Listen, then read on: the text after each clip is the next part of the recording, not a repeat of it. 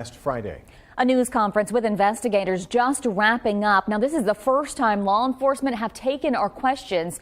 Bryn Caswell is live for us tonight. And Bryn, what new information did we learn out of this tonight? Megan, we didn't learn a lot of new information tonight. Police and the FBI couldn't confirm a lot of my questions this evening because this is still an ongoing fluid investigation. We do not know how Marlow was able to obtain a firearm on disability or what weapon was used. They are still waiting on that evidence report to come from Kansas, and they were also not able to comment on any evidence that was collected from Marlow's home after that search warrant was executed earlier in this week. But what we did learn tonight is that Marlow has tried contacting the FBI.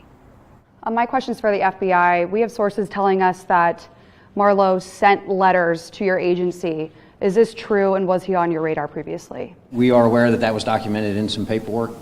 We are still looking into that, where it may have gone to what field offices and how that may have been sent to us, so we're still looking into that.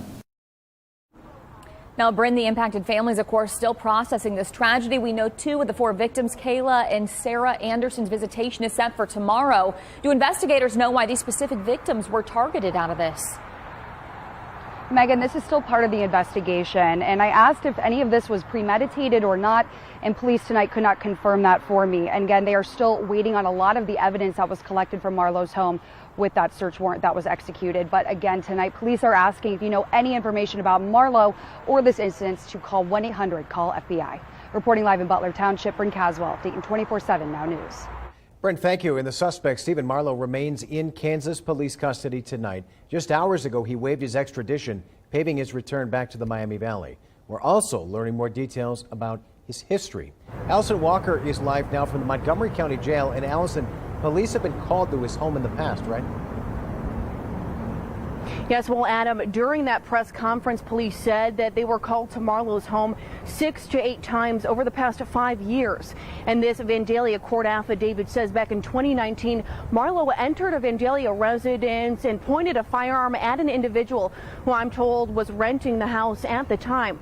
This document says that Marlow threatened this individual with deadly force and that the individual was able to escape and that Marlow fled the scene. The Montgomery County Prosecutor's Office tells me that Marlow received up to 5 years of probation for this incident.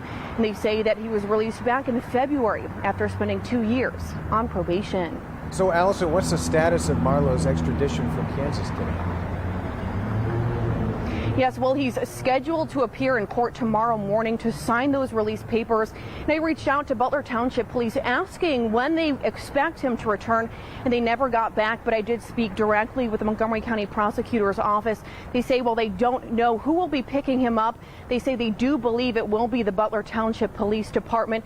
And they say that they never advertise when transporting suspects for safety purposes. But the prosecutor's office tells me when Marlow arrives here at the Montgomery County Jail, they'll have a better idea about when his grand jury court hearing will be scheduled. Back to you.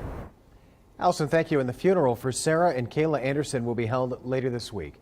Visitation will take place from 4 to 8 tomorrow at Christian Life Center on Little York Road. The funeral will then take place Friday morning starting at 10. And we've been following this case since it first broke on Friday. You can find all of our coverage and latest updates in one place, Dayton247now.com. All right, breaking news just into our newsroom. This is a live look at I-70 eastbound at Brookville-Phillipsburg Road from our ODOT cameras, where one person has died in a crash there. The Ohio State Highway Patrol telling us you can see only this one vehicle was involved. All eastbound lanes, though, are shut down, so no cars are making it through at this point. The westbound lanes are open at this time. We'll be sure to bring you updates on air and online as we learn anything new. All right, let's transition to weather now. So relatively quiet on the weather front today. It was still very hot, though. Yes, still warm, still feeling the stickiness out there, too. Yeah, it's thick. I have some good news because lower humidity, some drier air finally going to start to filter into the Miami Valley. We do have to stick with some humidity, at least for the next 24 hours or so. But we have some nice cumulus clouds out there. Currently sitting in the upper 70s, so we're 80 actually, climbed a degree since last check. Feels like 82 though, because we do have a little heat index. Dew point still sitting in the upper 60s, so we still do have some of that mugginess in the air with upper 70s, lower 80s across the board. Overall, not too bad temperature wise, but as I mentioned, we still have that stickiness in the air. So another muggy night is expected. It is going to be a little bit cooler, though. Low temperatures, they're going to be dropping to around 61 degrees. I'm going to talk about the rest of the week's forecast and when that drier air finally settles in. All right, thanks so much, Natalie. A foreign operative charged in a murder plot to kill a former U.S. National Security Advisor. Adam is at the Now desk for us. So what is this all about? So an Iranian operative is accused in a plot to kill John Bolton. The Justice Department says the plot is likely payback for the January 2020 airstrike that killed a powerful Iranian general. Now, the operative has been identified as a member of Iran's Islamic Revolutionary Guard. Officials say he offered $250,000 to hire a U.S. resident to eliminate Bolton. Now, he is still at large tonight, and this all comes as negotiators are trying to revive the Iran nuclear deal. All right, thanks. And the Trump Organization is at the center of the New York Attorney General's civil investigation into former President Trump's business practices. Now, Trump was in the AG's office today, set to testify in that case, but he pleaded the Fifth and refused to answer any questions at the deposition. The AG is looking into allegations that the Trump Organization misstated the value of Trump's assets and misled lenders and tax authorities. Trump has denied all of this and says it's normal in real estate to want the best valuations. Now, of course, this all comes as we're learning more tonight about the FBI search of Trump's Mar-a-Lago home. Tonight, a report citing an attorney for the former president says around 30 plainclothes FBI agents removed about a dozen boxes from the home, executing a search warrant, and that federal authorities became more concerned months before the search that Trump or his aides possessed classified information. Now, Representative Mike Turner continues to dig into that search warrant execution. He's the lead Republican of the House Permanent Select Committee on Intelligence. After several inquiries, he sent a letter to the FBI. Turner is now taking a new route. In this letter, he's asking acting National Archivist Deborah Stidel Wall to provide the documents sent to the FBI in the archive's criminal referral. He wants them by August 24th. So take a look, because Turner writes in part, quote, for the Bureau to obtain a court-ordered search warrant and conduct an unannounced search for the first time in our country's history to seize documents stored at a former president's residence would indicate that the federal government perceived something in those documents posed a serious ongoing threat to our national security. This is why Turner is asking for the evidentiary basis to justify the need for this warrant, as well as inventory of all documents seized by the FBI. Representative Turner also says it's necessary to preserve all relevant documents and communications to make sure nothing is destroyed, altered, or wiped. Live look at the White House now. President Biden has signed the PACT Act. Now, that expands health care benefits for veterans exposed to toxic burn pits overseas. It's a historic moment because it's the most significant expansion of veterans' health care in more than 3 decades. Now, veterans won't have to prove that they got sick from toxic exposure to be compensated. Instead, the Department of Veterans Affairs will presume some respiratory illnesses and cancers stem from that. For President Biden, the issue is personal. When they came home, many of the fittest and best warriors that we sent to war were not the same. Headaches, numbness, dizziness, cancer. My son Bo was one of them. This law is long overdue, but we finally got it done together. Now, it took years of advocacy from veterans groups and supporters to get that bill signed into law. The president saying on Twitter in part, quote, as a nation, our truly sacred obligation is to equip those we send into harm's way and care for them and their families when they come home. We're still working on a couple of stories for you after the break. First, abortion referral services are more in need than ever after Roe v. Wade was overturned, but an Ohio nonprofit had to shut down its helpline for a while. After the break, we're going to find out why, plus the changes now being made. And new numbers in tonight show us a new trend for inflation. Up next, we take a look at what that means for your wallet. Plus, I'm tracking our next cold front to swing through when that humidity drops that's coming up. You're watching Dayton 24/7 now.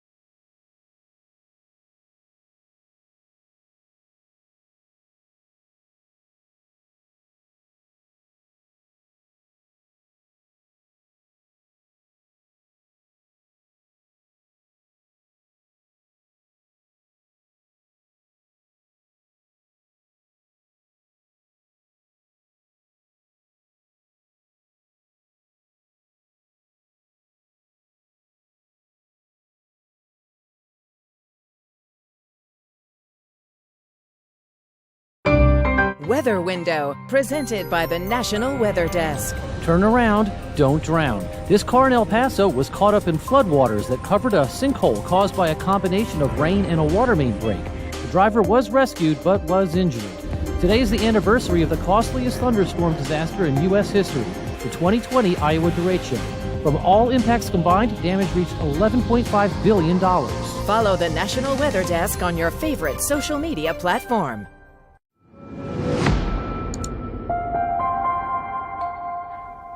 There's a growing need for abortion referral services since the Supreme Court's decision to overturn Roe v. Wade. One Ohio nonprofit had to temporarily shut down its helpline. Alexa Helwig tells us why. Abortion Fund of Ohio is the only statewide nonprofit helping women afford to make a choice. Interim Executive Director Maggie Scotis says the nonprofit has pledged more than $400,000 this year to help clients access care. It's double the number from last year. On decision day, the nonprofit had 71 people call the helpline. That's 7 times the number they'd get in a normal week. They continue to get about 50 calls every day for the next 2 weeks, with only 2 people to answer the phones. Abortion Fund of Ohio had to close their helpline for 2 weeks to regroup. And we had concerns that we were causing more anxiety and confusion because of the logistical barriers we as an organization were facing. They set up a new referral line with help from a Cleveland-based clinic. The nonprofit reopened 2 weeks later, hiring on 2 more patient navigators. Back to you. Well, we have a live look now at the CDC's monkeypox case tracker. The U.S. fast approaching the 10,000 mark. Today, just under 9,500 cases have been confirmed in the country. It's the most out of any country in the world. So the Biden administration declared monkeypox a public health emergency less than a week ago. Here in Ohio, 75 cases have been reported. The CDC recommends vaccination for the most at-risk people, and the U.S. is using a new strategy to try to stretch the supply of the monkeypox vaccine. It lets providers put smaller dose shots into the skin rather than under it. That lets each original dose size vaccinate up to 5 people. But it still likely isn't enough to meet the demand. We will likely still run out of vaccines before we run out of arms. The national stockpile has more than 400,000 doses, which could now help protect more than 2 million people. Officials say the U.S. will get millions more doses in the coming months. And coming up at 10 and 11, Mamie Boss speaking with experts brings us their message to the public, plus gets us an update on the local vaccine supply and efforts.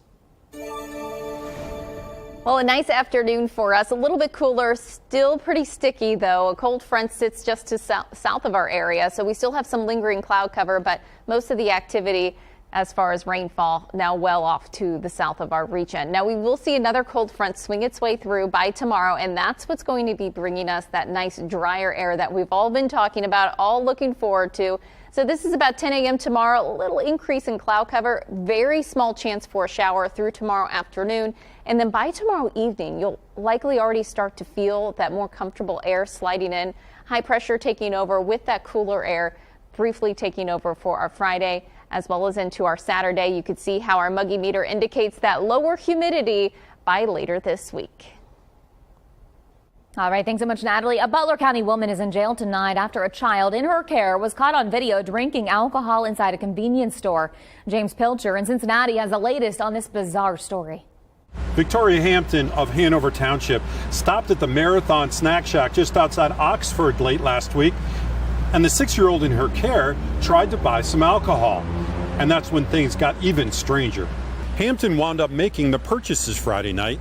Those included a 6-pack of Smirnoff Ice, according to this receipt shown to Local 12 by the store manager Wednesday. As seen in this video provided by the store, the child comes back clearly drinking from one of the bottles. An alert store clerk called 911 and stayed with the child until sheriff's deputies arrived. Hampton told him it was a mistake, and the deputies let them leave. But when they checked on the child later, they found him again drinking alcohol, riding a scooter in the middle of the street. At that point, they arrested and charged Hampton with 2 counts of child endangerment and a charge of contributing to the delinquency of a minor. Hampton made her first court appearance Wednesday as her case was transferred from one area in Butler County Court to another. Hampton had no comment when I talked to her earlier here at the courtroom. Each charge is a first-class misdemeanor punishable by up to 3 months in jail. The judge set her bail at $2,000. Back to you guys. All right, thanks so much, James. The numbers are in, and new information shows inflation might actually be easing up. The Bureau of Labor Statistics releasing the price we pay for goods and services hit 8.5% in July. That's still abnormally high, but does show a downward trend compared to June, which saw a 40-year high topping 9%. A key driver of inflation, of course, is gas prices, which have started to drop in recent weeks. So let's take a live look at AAA's gas prices tracker now. The red bars are the national averages. Blue is Ohio, so today's national average for a gallon of gas, $4.01. 1 month ago, it was $4.68. Now here in Ohio, our average is $3.68. A month ago, that was sitting right at $4.59. A trial surrounding the death of NBA legend Kobe Bryant starting in Los Angeles. Adam is at the Now desk. Adam, what does this case actually involve? So it involves photos of Bryant taken after he was killed at the crash site from that helicopter back in 2020. His daughter and 7 others were also killed, and Bryant's widow, Vanessa, is accusing the Los Angeles County Sheriff's Office and Fire Department of taking photos of the crash, but not for investigative purposes, but to share them with people at a bar and off-duty colleagues. Bryant says imagining the public gawking at the images of her dead husband and child causes her emotional distress. The county, though, argues her distress is just caused by the tragic losses, not by the photos. Black Men's Health Week is well underway tonight, and it's full of events meant to help raise awareness. Miles Harris is in our capital city taking a look at how these efforts can help create better futures. Hey Dayton, Miles Harris here, and I'm just outside of downtown Columbus. But this week is an important week, especially for black men. You see, this week it highlights Black Men's Health Week, and one organization here in Columbus, the African American Male Wellness Agency, they have a ton of events happening this week. They just had a job fair yesterday for African American men, but this Saturday is one of their biggest events. It is their Close the Gap Walk. Now, what they're hoping to do is obviously highlighting and stressing the importance when it comes to black men and their physical health, but they're also offering free screenings. And the biggest concern for them and this organization as a whole, when I talked to their vice president, Kenny Hampton, he told me that the life expectancy when it comes to black men is just 67 years old. So their mission, their hope, especially for this week and even beyond this week, is to kind of close that gap when it comes to that life expectancy, raise that awareness, and obviously start that conversation. Well, just outside of downtown Columbus, I'm Miles Harris for Dayton 24/7 Now News.